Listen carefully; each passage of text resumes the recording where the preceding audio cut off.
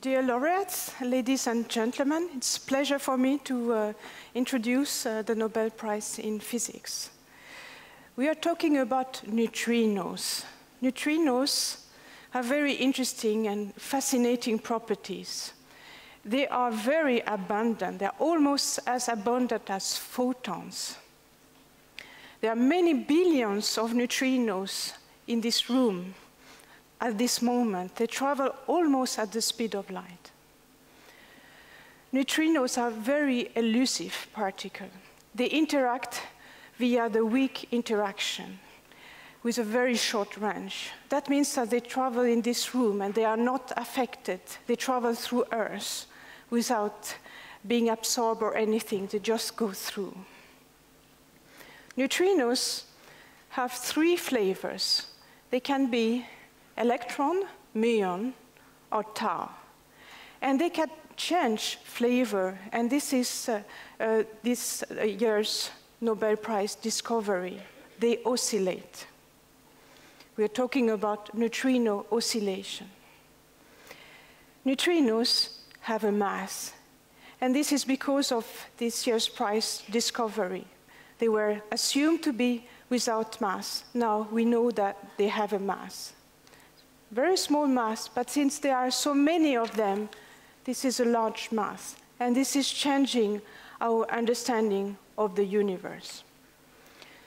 The discovery was made in two scientific collaborations, one in Japan, with as prominent scientist, Professor Takaaki Kajita, it's called super Kamiokande.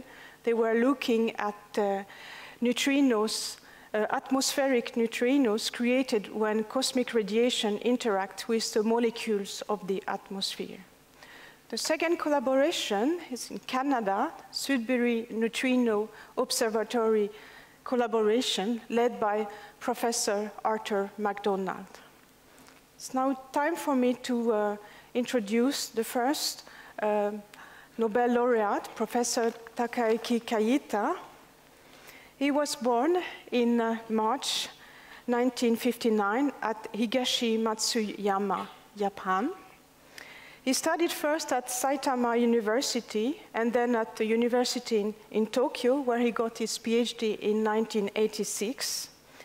And since 1988, he has been at the Institute for Cosmic Radiation Research. In 1999, he became professor at the University of Tokyo and is director of the Institute for Cosmic Ray Research. So, Professor Kajita, please.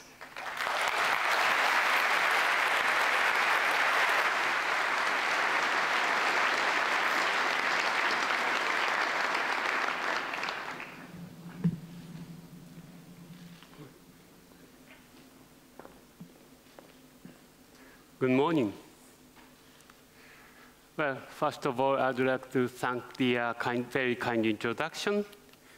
And also, I want to mention that this is really the greatest honor for me to give this lecture today. Today, I'm going to discuss discovery of atmospheric neutrinos. Well, the outline of this talk is shown here. First, I have an introduction. That is the introduction of the Kamiokande experiment. That was the starting point of my research. Then I want to discuss the atmospheric neutrino deficit. And then the discovery of neutrino oscillations, recent results, and the future. Then I'll summarize, and finally I want to mention the acknowledgement. Now, introduction. Well, in the late 1970s, new theories that unify strong, weak, and electromagnetic forces were proposed. These theories predicted that protons and neutrons, namely nucleons, should decay with the lifetime of approximately 10 to 28 to 10 to 20, 39 years, 32, sorry. This is long enough to think about the real effect. However, these are short enough to observe the proton decays. Therefore, several proton decay experiments began in early 1980s, and one of them was the Kamiokande experiment.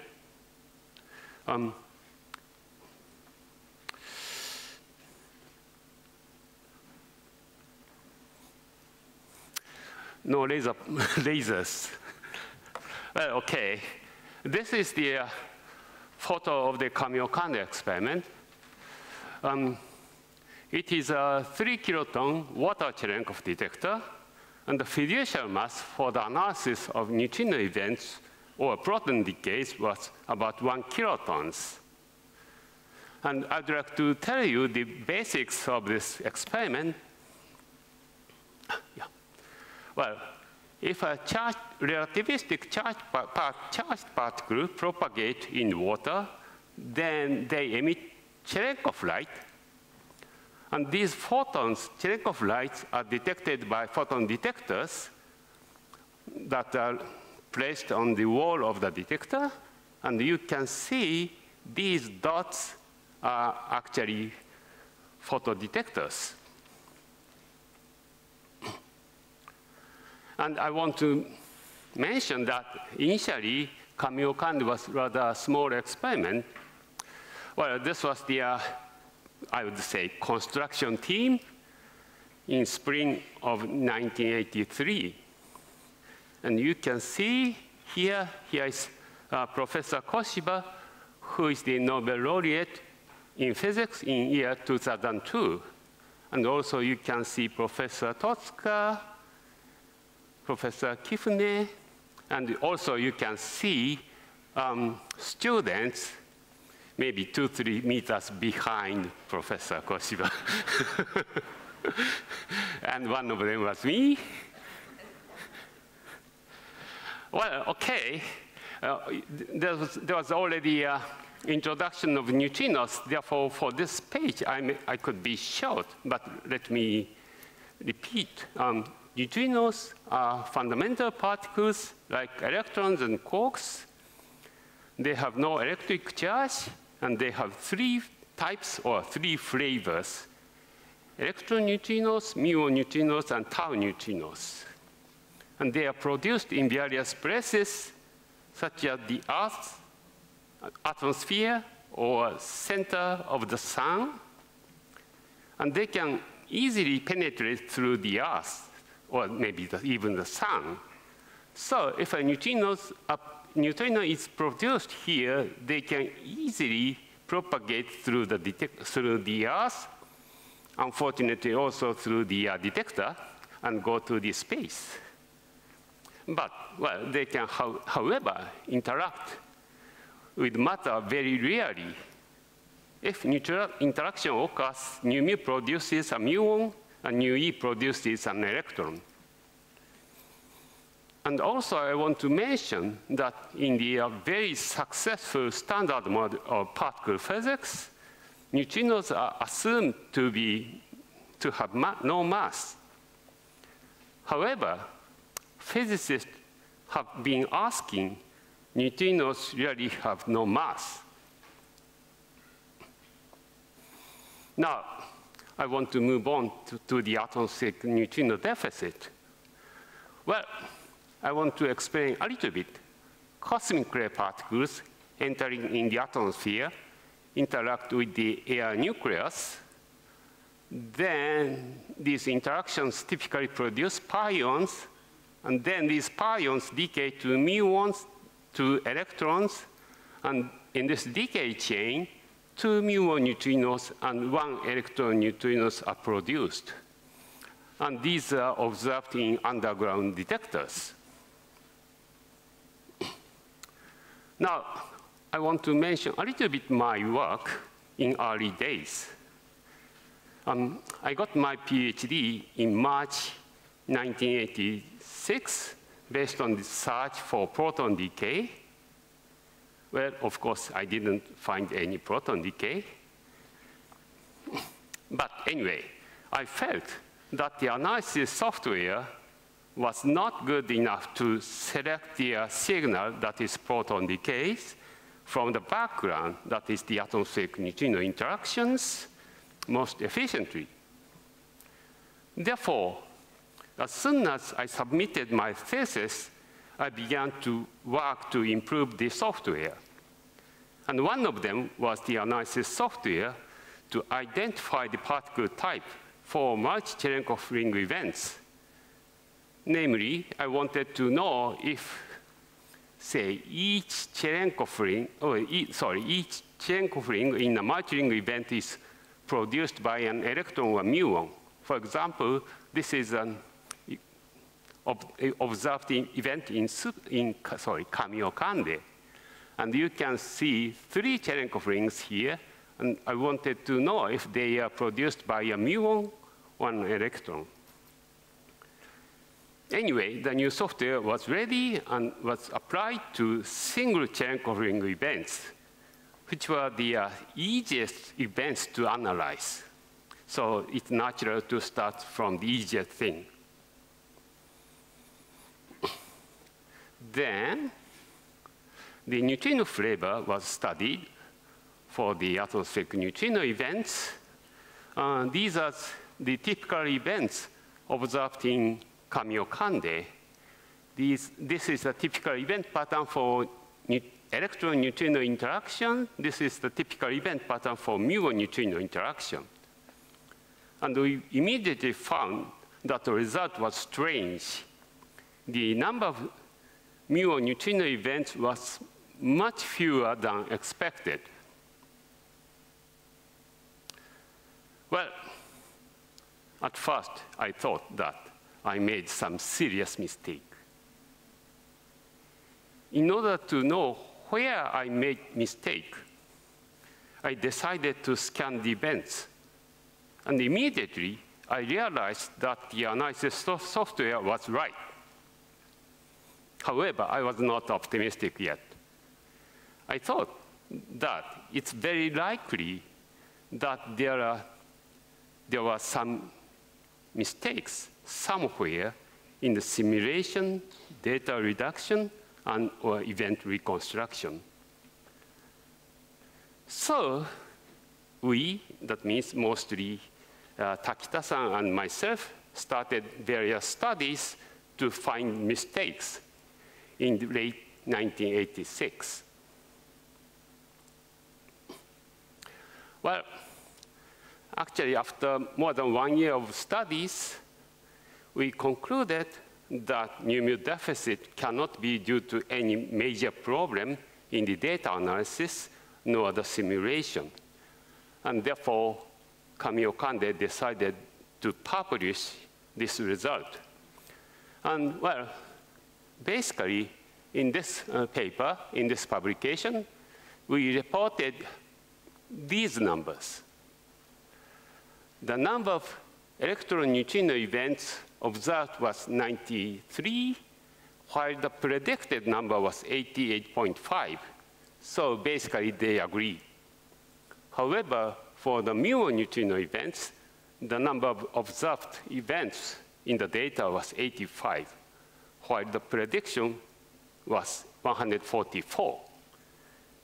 It's clear that there is a deficit in the new mu events. And in the paper, we concluded that we are unable to explain the data as the result of systematic detector effects or uncertainties in the atmospheric neutrino fluxes. Some as yet unaccounted for physics, such as neutrino oscillations, might explain the data. Well, at this stage, this is still might. However, well, I got very much excited. And well, I want to mention my personal memory. Well, I was mostly excited with the possibility of neutrino oscillations with large mixing angle. Namely, nu mu seems to oscillate maximally to the other neutrino type, and this maximal oscillation was not expected. Therefore, I got excited, and this gave me the strong motivation to continue the study. Now, I mentioned neutrino oscillations, so I want to explain a little bit about neutrino oscillations. This was also mentioned already at the beginning, therefore I would not be very precise. But anyway, if neutrinos have masses, neutrinos change their flavor or type from one flavor to the other. For example, oscillations could occur between mu neutrinos and tau neutrinos. And if a mu neutrino is produced here, then if they propagate long distances, they disappear, and if they propagate even further, they reappear. And if propagate further, disappear again, reappear again. And if mu neutrinos disappear, then tau neutrinos appear. So this is the neutrino oscillation. And one important thing is, if the neutrino mass is smaller, the oscillation length, that is, well, for this figure, maybe this distance gets longer. So in order to study small neutrino masses, you have to study neutrinos that traverse long distances. And also, I want to mention that these are theoretically predicted by these people, Maki, Nakagawa, Sakata, and Pontecorvo. Now, so far, I have discussed the Kamiokande result, but, well, there was other experiment called IMB. That was another large water Cherenkov detector, and they also reported the deficit of mu neutrino events. So that is encouraging. However, well,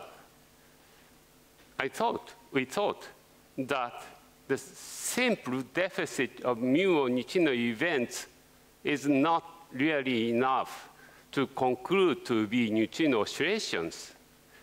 We wanted to have more positive evidence for oscillations. Then, well, actually the physics is simple. If neutrinos are produced in the upper atmosphere of a detector, then the travel lengths for neutrinos are short enough. Therefore, they have no time to oscillate. However, if a neutrino is produced in the other side of the Earth, then they need to travel long distances before reaching to the detector. So they may oscillate. Therefore, we conclude that we should observe the deficit of upward-going mu neutrinos. And in fact, Kamiokande tried to see this effect. And well, we studied, but we see some effect. However, it was clear that Kamiokande was not big enough to be conclusive. Therefore, it's clear that we needed much larger detector, and therefore we needed super Kamiokande. Now, I want to move on to the neutrino oscillation discovery. Well, of course, the discovery was made by the super Kamiokande experiment. It is a 50 kiloton water Cherenkov detector, and the fiducial mass that is used for the oscillation studies is 22.5 kilotons, which is more than 20 times larger than the fiducial mass of Kamiokande. And this is a big experiment and big international collaboration we have about 120 collaborators from these countries. I said this is an international collaboration, and in fact, this is an international collaboration from the beginning of the construction. And this photo shows the initial discussion about the Super Kamiokande collaboration between Japan and the United States. And here you can see Professor Tosca, who was the spokesperson of the Super Kamiokande. And also you can see various key people in this photo. And this photo was taken at the Institute for Cosmic Ray Research, probably in 1991 or 1992.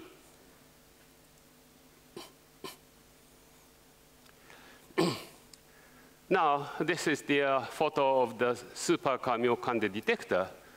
Well, this was taken in January 1996, and you can see the pure water was filled up to this level, and you can realize how big the detector is if you notice 3 people on a rubber boat. Anyway, the Super Kamiokande detector was constructed and started the data taking in April 1996. And since then, Super Kamiokande has been observing lot of atmospheric neutrino events. This is the typical single Cherenkov ring event observed in Super Kamiokande. In addition, we have these events, and you can clearly see 2 Cherenkov rings in the event. Furthermore, we have this kind of event.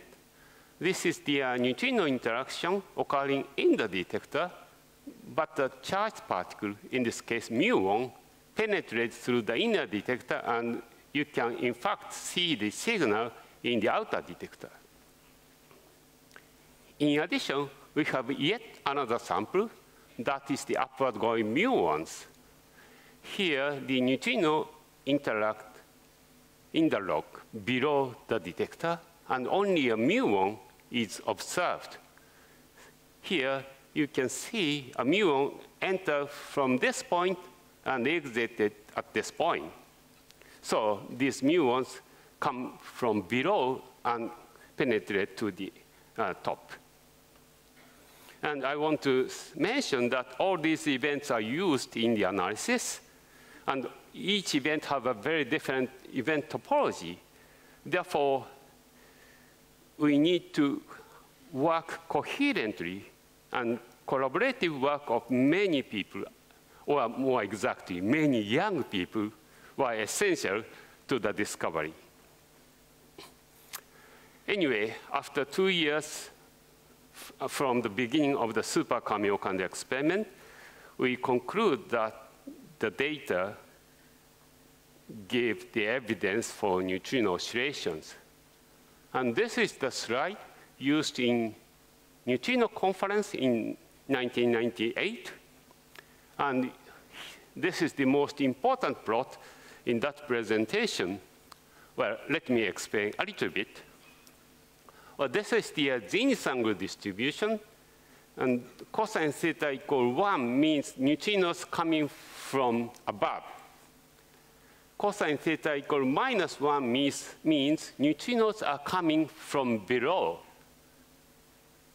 And you see that for neutrinos coming from above, the observed data, which are shown by the black dot, are in agreement with the prediction, which is shown by these squares. However, if we look at the neutrinos coming from the other side of the Earth, we clearly see the deficit. And from this result, together with the other data, Super Kamiokande concluded that the observed zenith angle dependent deficit, this one, and the other supporting data gave evidence for neutrino oscillations. Well, so far I discussed the result from Super Kamiokande. At that time, there were other atmospheric neutrino experiments. They are Macro in Italy and Sudan 2 in United States. These experiments observed atmospheric neutrinos and confirmed neutrino oscillations. Therefore, the neutrino oscillation was quickly accepted by the neutrino community. Now, in the remaining time, I want to discuss a little bit about the results, recent results and the future. Well, I said, essentially based on this distribution, we concluded that neutrinos oscillate. Well, it was very nice to see that approximately half of the long-traveling muon neutrinos disappear. However, we think that we want to really confirm neutrino oscillations. And if we look at the prediction, so oscillation probability as a function of log of distance should be like this. So we really wanted to observe this dip in order to confirm really neutrinos oscillate. And therefore, well, Super Kamiokande carried out a special analysis, and in fact, observed the dip. Well, the dip is not as deep as this dip, but anyway, this is the data. The depth of the dip is just consistent with the prediction if we consider the detector resolution. So we are very happy that the dip was seen at this position, and this really tells us that neutrinos really oscillate. Well, we discussed the neutrino oscillation discovery in 1998. Super Kamiokande is still taking data. And I would like to compare the neutrino data in 1998 and the data so far accumulated. At Neutrino Conference in 1998, we used 531 events in order to produce this plot. And if we do the same now, then the number of events used in this plot is 5,485. So we have 10 times larger data sample, and we are continuing detailed studies of neutrino oscillations. And here, at this point, I want to mention two main results. Well, first of all, heaviest neutrino mass is approximately 10 million times smaller than the electron mass, which is actually the lightest particle except for neutrinos. So you can realize that neutrinos' mass is really, really, really tiny. In addition, we found that mu oscillate maximally to nu taus, which is, to me, really surprising, and we really want to understand why.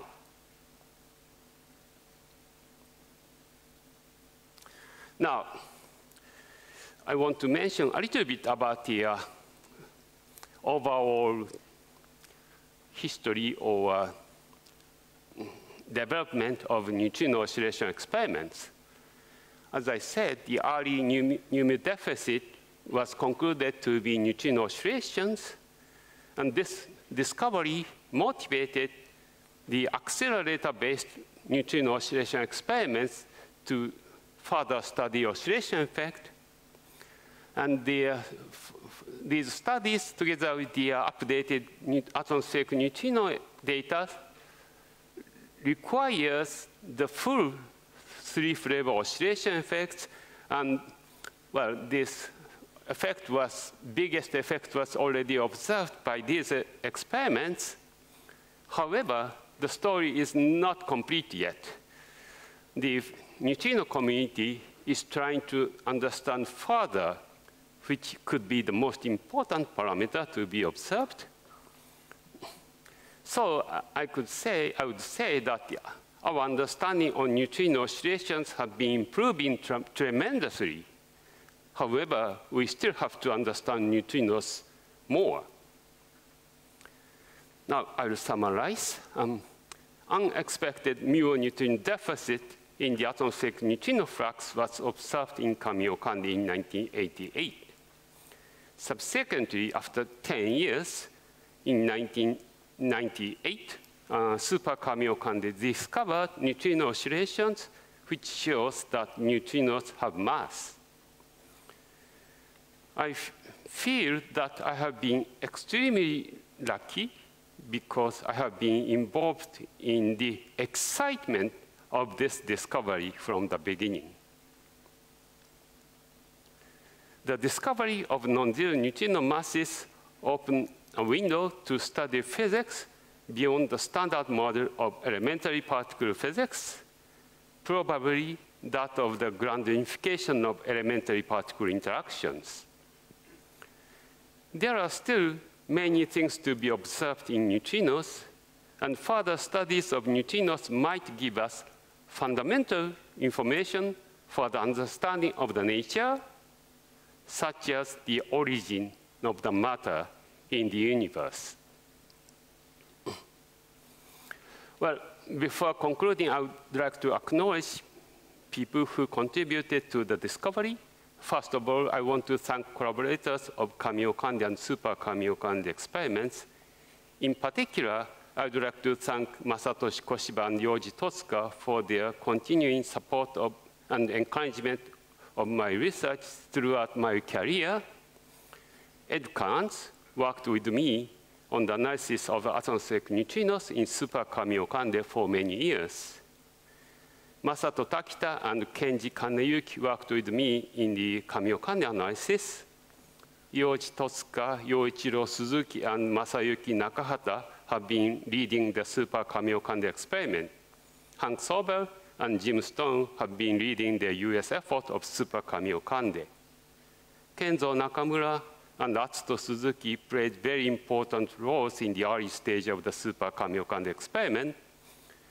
And last, and maybe the most important, hard work by young collaborators of Super Kamiokande was essential for the discovery. And I also want to thank Morihiro Honda for the neutrino flux calculation. And finally, Super Kamiokande acknowledges mixed DOE and Kamioka Mining and Smelting Company. Well, thank you very much for your attention.